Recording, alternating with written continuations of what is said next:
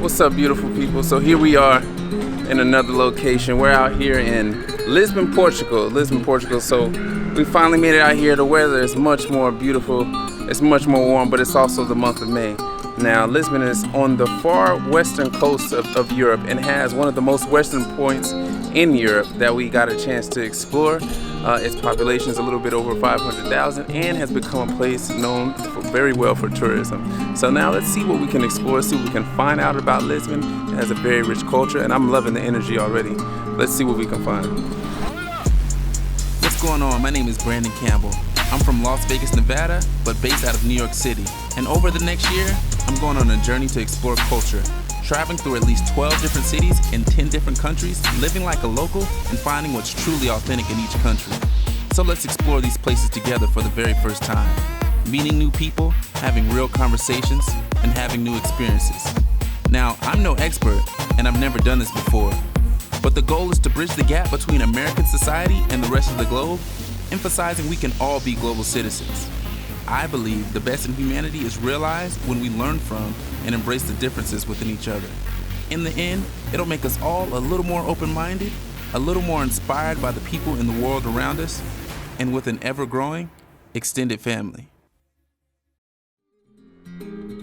The first stop while in Portugal was to sit down at an anti-capitalist commune called Desgraça with Rodrigo and Gonçalo. Now, this community is something that they hold kind of sacred, so they wouldn't let me take any pictures or shoot any video around, but they were nice enough to let me sit down and discuss the anti-capitalist movement with me. So we're here in Desgraça. I'm here with Gonçalo, who's already killed his leek fruit. I was starving. And Rodrigo. Bravo. Perfect accent. Finally. You good?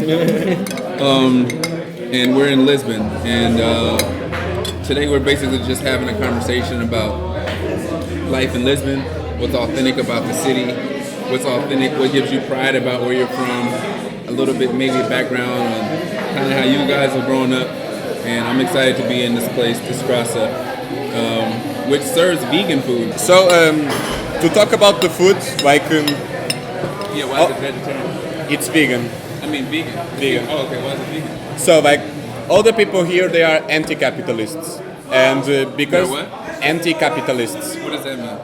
They are against the capital and against the capitalism system.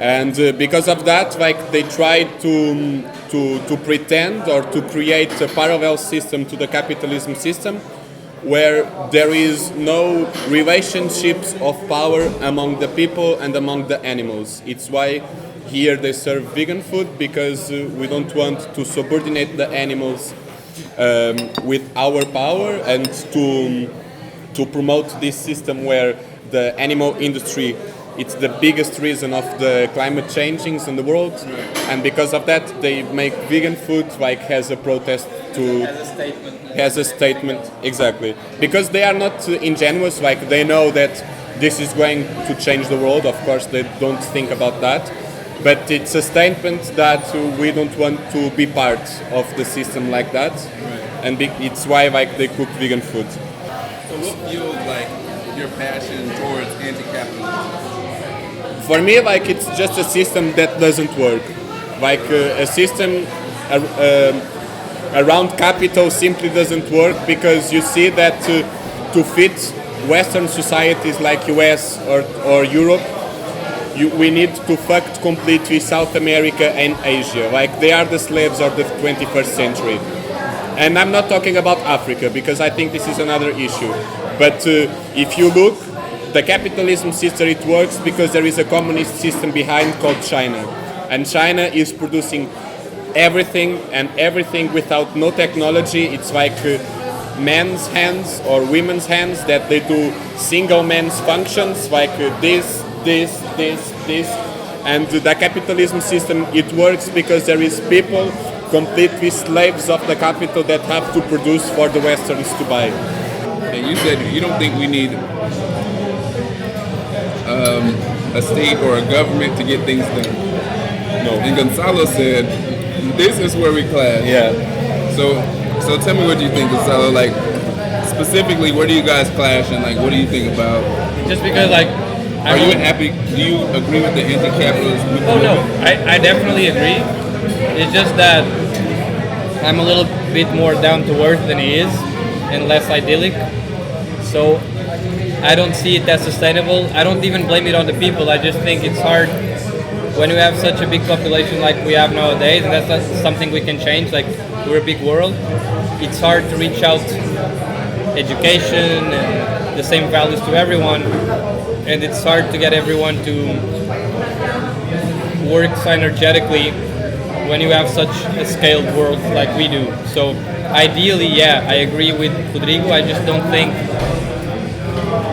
it's doable, at least in the world we live right now. That's where we clash. Just that he likes to live on the clouds, and I have my feet down earth. Revolutions fails down because it's always the individual try to change the society, and I think it has to be the society changing the individual, not the other way around.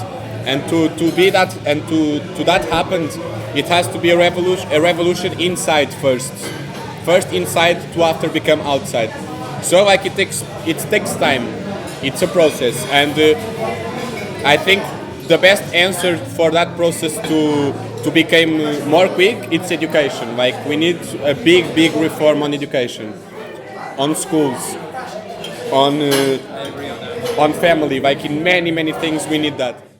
Started looking around for people to speak to, it became clear to me very, very quickly that the housing issue for the millennial generation was something that was at the top of the list. So when I got to sit down with Sebastião and Marcia, I was really excited to have their perspective on it, especially since they were architects. So let's, I guess, give a little bit of background, because I don't know if Gonzalo told you this, but he gave me a couple of documentaries to watch. And the second one, I think, is Soon You'll Be Here. Yeah. And what was really interesting about watching that documentary is it talked about the drastic change in tourism, fueling the Portuguese economy, specifically in Lisbon, and how that's made a significant change in the housing and the availability of housing It is. for local citizens. Excuse me. So for citizens of Lisbon. So like one thing that I saw, which was crazy to me, is that some of the older generations, a lady that was able to maybe have her apartment for €50 a month, right? Five years ago, am I right? Maybe 10 years ago. Yeah. And now it's jumped from €50 a month to now the average rent is €700 per month. Yeah. Or more.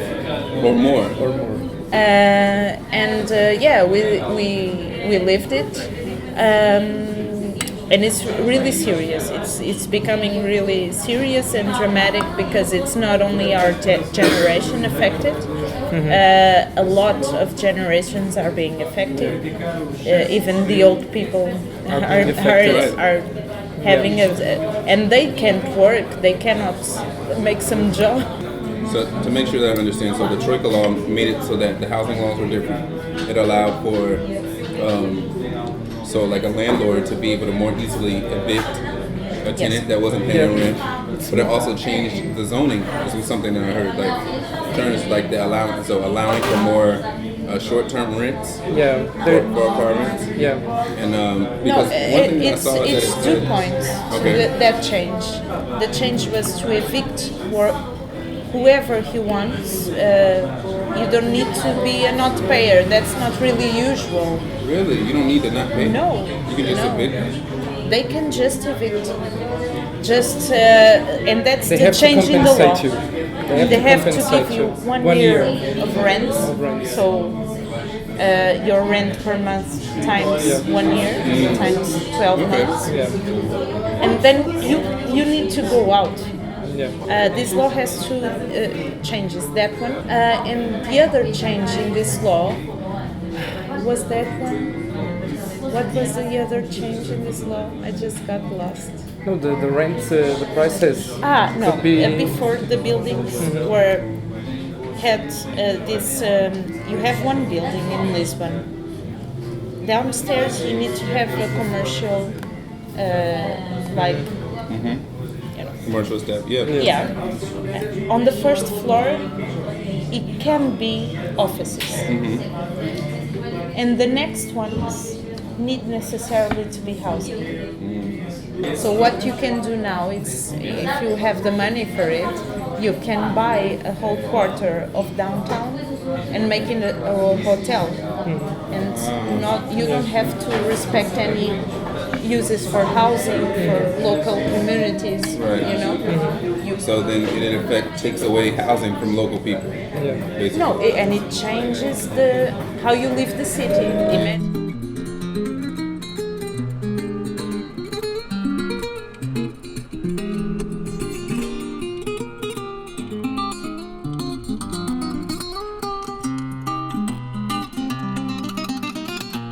Add me on Instagram for daily discoveries. And give me your perspective. When you see a story, leave a comment, ask a question, or tell me what you want to see.